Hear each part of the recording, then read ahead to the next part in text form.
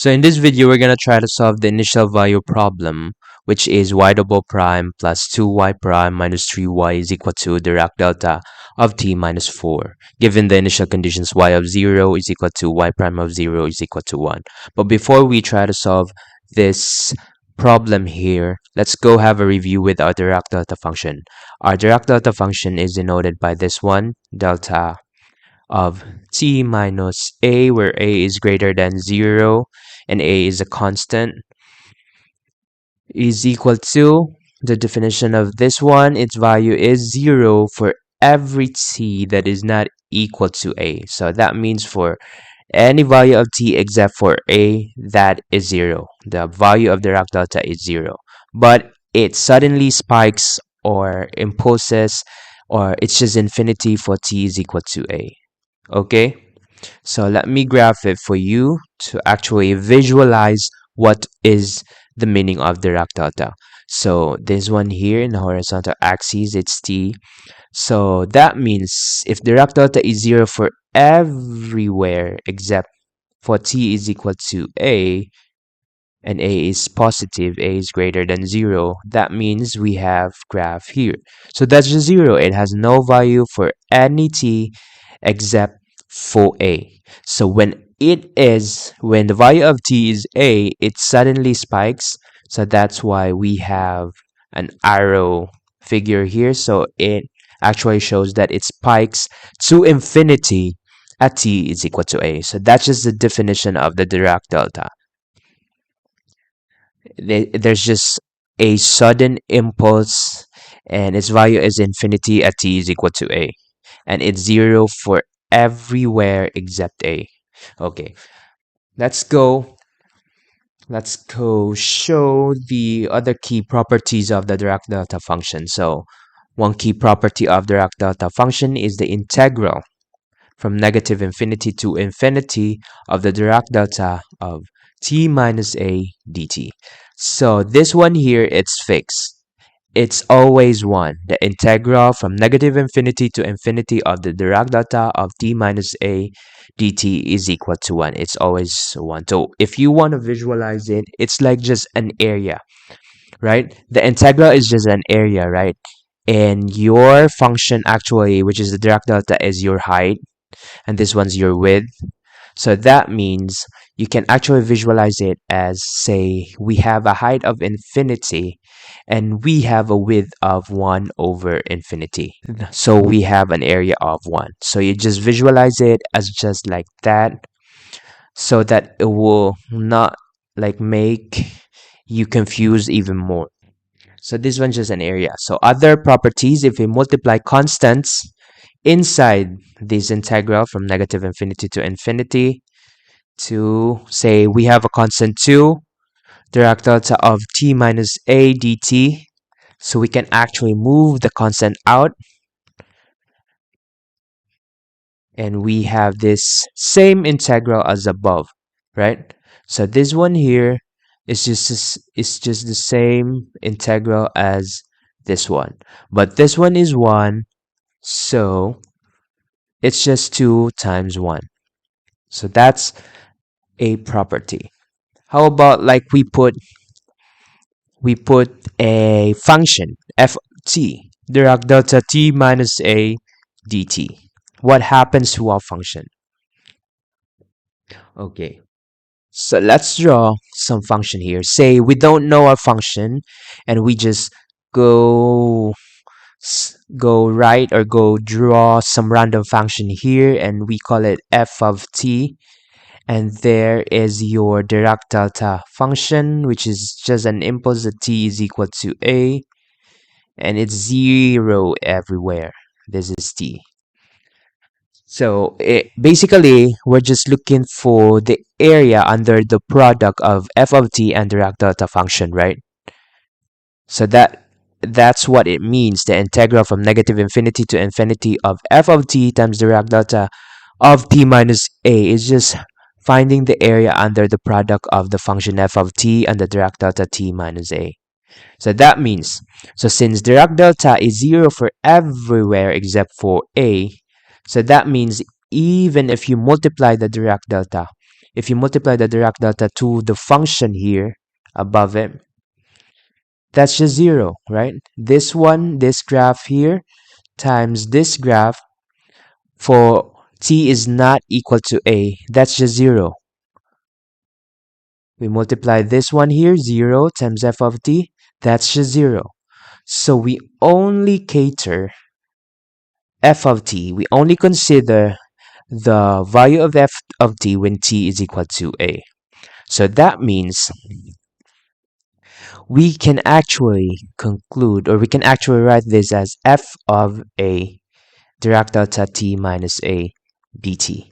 So that's what happens, because we don't care. We don't care about like when Dirac delta is 0, but Dirac delta is equal to 0 for any t except for a.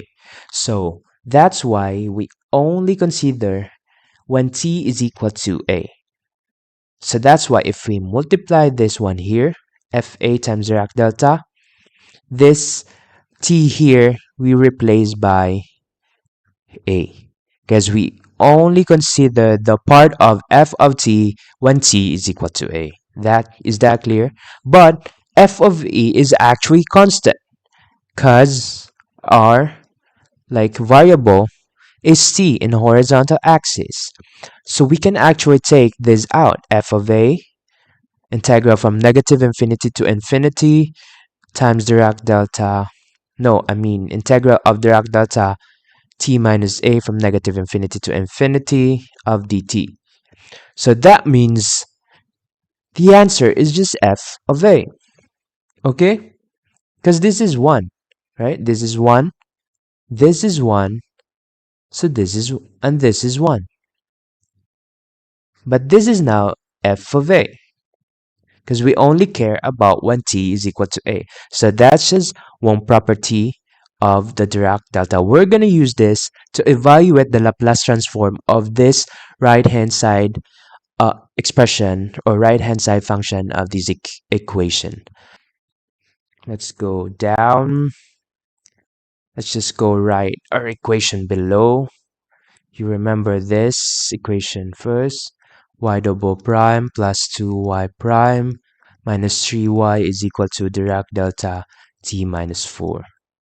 And y of 0 is equal to y prime of 0 is equal to 1. So I'll just write it down because we're gonna go down and solve. You remember that one. You remember this one. We're gonna go back to that one. So let's go try and solve for this equation. So to solve for this equation, we're gonna go take the Laplace transform of both sides of the equation. Laplace of y double prime plus 2y prime minus 3y is equal to the Laplace of the delta function t of t minus 4. We can use the key properties that we actually reviewed to look for the Laplace of this function. But before that, we're gonna go have these sorted here. So again, we have an individual. I'm gonna go have a review with the Laplace of y double prime. It's s squared y of s minus sy of 0 minus y prime of 0. That's just the Laplace of double prime. And Laplace of y prime is equal to s y of s minus y of 0. And the Laplace of y is just y of s. So let's go. We can do linearity in Laplace when applying Laplace. So Laplace of y prime, y double prime plus 2. We can like move the constant out to Laplace of y prime minus 3 Laplace of y is equal to Laplace of the Dirac delta of t minus 4. Okay, Laplace of y double prime is s squared y of s minus s. What's y of 0? What's y of 0? It's 1, right? So it's just 1, so we can actually neglect the 1.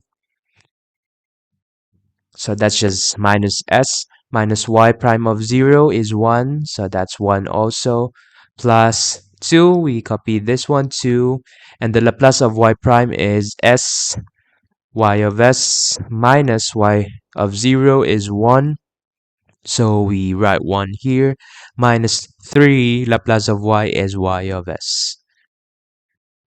Let's just go write the Laplace of delta of t minus 4 here.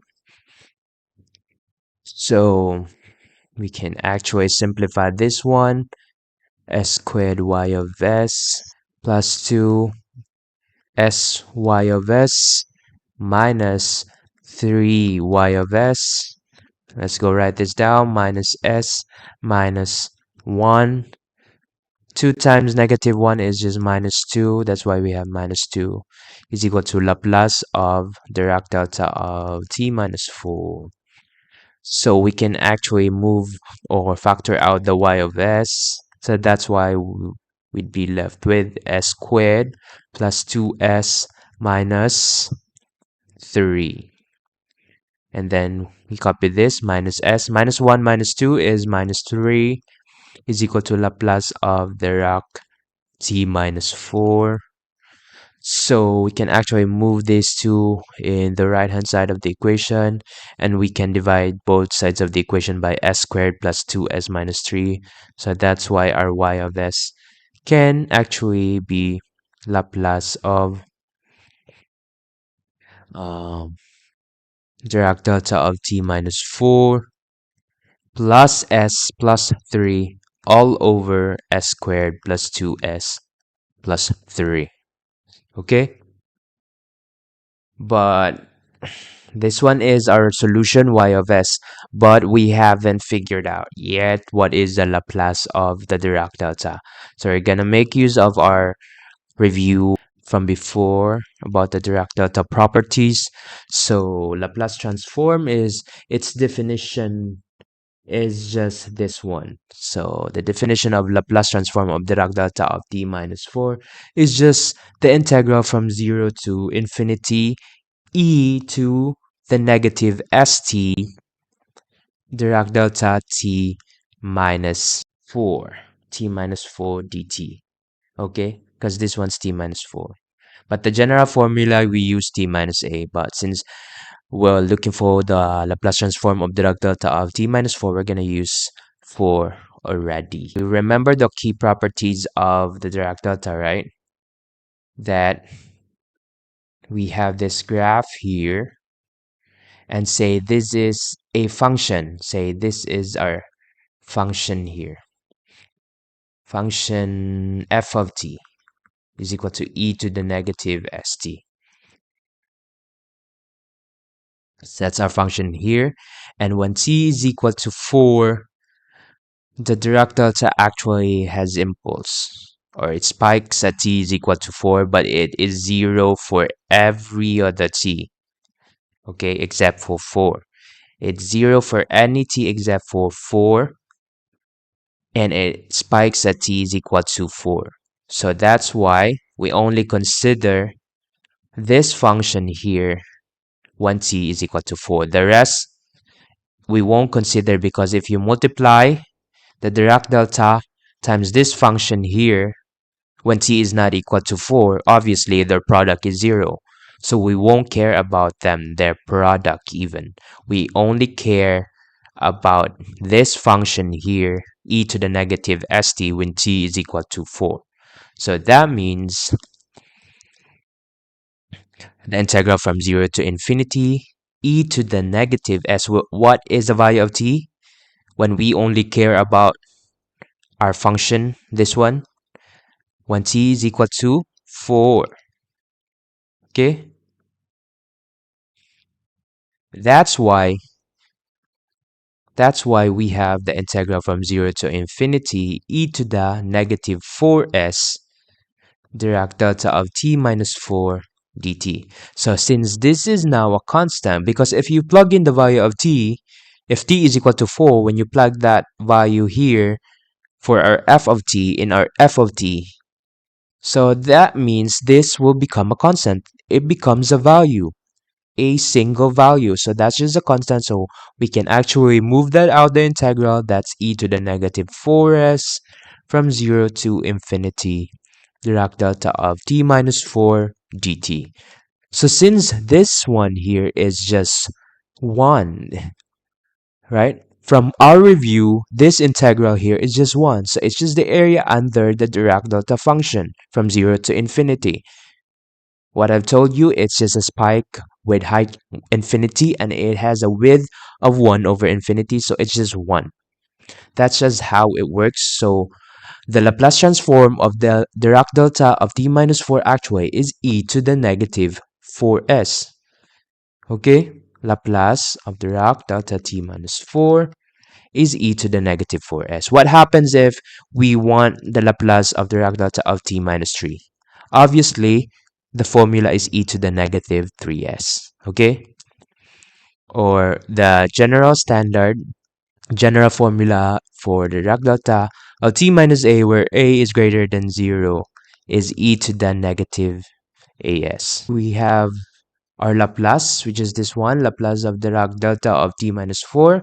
So we plug in this value here to actually look for our y of s. And after we take the value of y of s, we find the value of y of s, we actually apply inverse Laplace to find our explicit solution, which is y of t, okay? So we just copy, we just remember that one. Remember our y of s is equal to Laplace of Dirac delta t minus 4, which is e to the negative 4s plus 3 over s squared plus 2s plus 3. So this is our y of s. So since we solve for y of s, which is e to the negative 4s plus 3 all over s squared plus 2s plus 3, the next solution would be to solve for y of t. And we can solve y of t if we take the inverse Laplace of y of s. But we can't solve for the inverse Laplace of y of s unless we go manipulate this function here to make a standard form so that it's easily to get its inverse Laplace. Say, for example, we have f of s. F of s is equal to 1 over s minus a. If we can actually make like some parts of y of s like this form, so we can actually easily get its inverse Laplace, which is f of t, which is e to the at. Okay, so we'll go look for methods or ways that we can express this into like parts where its parts is in this form 1 over s minus a, and we can do that by using partial fraction decomposition. Is it clear? So let's go. First thing, to make this denominator, like factor this denominator, or we can factor that one, s squared plus 2s plus 3. We can factor that one into s plus 3 and what? S minus 1. So this is minus. So this is, oh no, this is minus. We were wrong. Let's go back. We're wrong about this one, so we should change this. This one here is minus. We were wrong about this. We should change this. This is minus. We were wrong. So this should be a minus s squared plus 2s minus 3. So we change that one only, this one here. So this one should be minus. So that's why we have factor of s plus 3 times s minus 1. Now we've factored this denominator here. We'll go make let's go find its partial fraction decomposition. But before that one, we'll consider only 1 over this denominator. 1 over s squared plus 2s plus 3 is equal to, we can set, in partial fraction decomposition, we separate and we divide it into two parts. First part is we have our denominator using this factor, and second part we have this denominator using this factor, and we set a and b here. So we just multiply both sides of the equation by s squared plus 2s plus 3 to cancel these two out here, and we'll have 1 here is equal to a times this one here is just s plus 3 times s minus 1, right? So we want the factored form so that we can easily cancel these things out. So that's a s minus 1, right? We're left with a s minus 1 plus b times factor cancel out b times s plus 3. To solve for a and b, the values of a and b, we just set the values of s that will make this 0. This term here, what would make it 0? Negative 3, right? So we just set s is equal to negative 3. So if we set s is equal to negative 3, that will be 1 is equal to a s is negative 3 minus 1 plus b times negative 3 plus 3 is just 0. So that means 1 is equal to a times negative 3 minus 1 is negative 4. Divide negative 4. Our a now is negative 1/4. How about solving for b? We just said s is equal to, what will make this term 0? S is equal to 1, so we said s is equal to 1. That's why we have our equation as 1 is equal to a times 1 minus 1 plus b times 1 plus 3. So that means this is 0, cancelled. So that means 1 is equal to b times 4 divided by 4. B now is equal to 1/4. B now is equal to 1/4. So that's why our partial fraction decomposition is just actually like this. This one a, we have a value of negative 1/4. So we put negative 1/4 here over s plus 3 plus our b is 1/4. Our b is 1/4. So we have 1/4 here over s minus 1. So remember our y of s. Let's go write it down, e to the negative 4s plus s plus 3. So our y of s is equal to e to the negative 4s plus s plus 3 over s squared plus 2s minus 3, right? This is minus 3 e to the negative 4s over s squared plus 2s minus 3 plus s plus 3 over s squared plus 2s minus 3.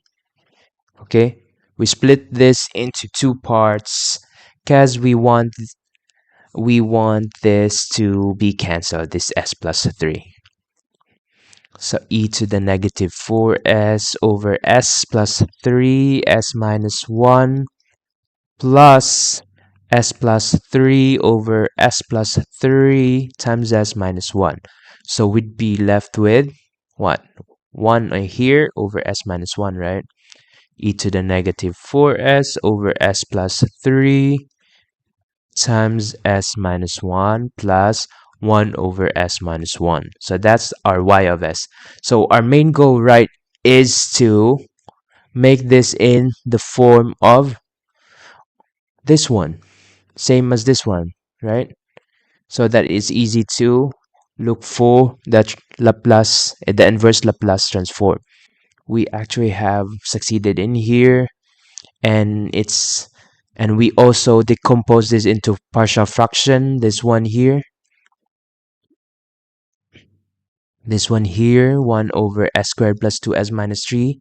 This is its decomposition, so we'll go plug it here. This one here, we will plug it in here. So our y of s now, we can factor out e to the negative 4s times 1 over s plus 3 times s minus 1, which we already decomposed. So let's just go plug it. This one here is just this one. So e to the negative 4s, negative 1/4 over s plus 3 plus 1/4 s minus 1 plus 1 over s minus 1. So see, we now made this in this form. So now it's easy. It's easy to look for the inverse Laplace and we'll go find our explicit solution. So let's just go have a review with the formula. The inverse Laplace of 1 over s minus a is equal to e to the as. I mean at. So the inverse Laplace of 1 over s minus 1 is actually e to the, what is a? 1, right? So we just write e to the t here. We have some other factors here. We can just not neglect this one. So let's go give you the formula, the inverse Laplace of e to the negative, say this one, negative as f of s is just u sub a of t f of t minus a. We just use this one here. So since the inverse Laplace of 1 over s plus 3 is, what's the inverse Laplace of 1 over s plus 3? So this s plus 3 is just the same as s minus negative 3. So we can actually write e to the negative 3t, right? Because a is negative 3. But the inverse Laplace of e to the negative 4s times 1 over s plus 3. This is our fs here. And is u sub, what's a? What's a? This one is a. So it's 4. U sub 4 of t e to the negative 3. We copy negative 3, but we're going to change the t into t minus 4. It's just like a shift. So this one's just like a shift. I'm not gonna go into details into that one. So what's the inverse Laplace of 1 over s minus 1? Inverse Laplace of 1 over s minus 1 are a is 1, so that's just e to the t. But the inverse Laplace of e to the negative 4s of times 1 over s minus 1 is just u sub 4 t e to the, so this is just 1, so we can actually neglect that. We put t minus 4 here. Okay, so basically our y of t, which is the inverse Laplace of y of s, is the inverse Laplace of negative 1/4 e to the negative 4s over s plus 3 plus 1/4 e to the negative 4s over s minus 1 plus 1 over s minus 1. So since we already got those, the inverse Laplace of 1 over s minus 1, I mean the inverse Laplace of this, the inverse Laplace of this is just this one. Inverse Laplace is, the answer is this one, so I go write it here. U sub 4 of t e to the negative 3 t minus 4. Okay, and so, but we have negative 1/4 here, so don't forget that one. Oh, we'll put -4 in the denominator. Okay, and we also found the inverse Laplace of this one, e to the -4s over s minus 1, which is this one, and the answer is this, so we'll copy that one here, plus u sub 4 of t e to the t minus 4 over, don't forget the 1/4, don't forget the 1/4, so that's why we have 4 here, plus the inverse of 1 over s minus 1, this one, Laplace inverse, is e to the t. So we'll go write that down here. So now we have our solution. So this is our solution of our initial value problem. And thank you for watching my video.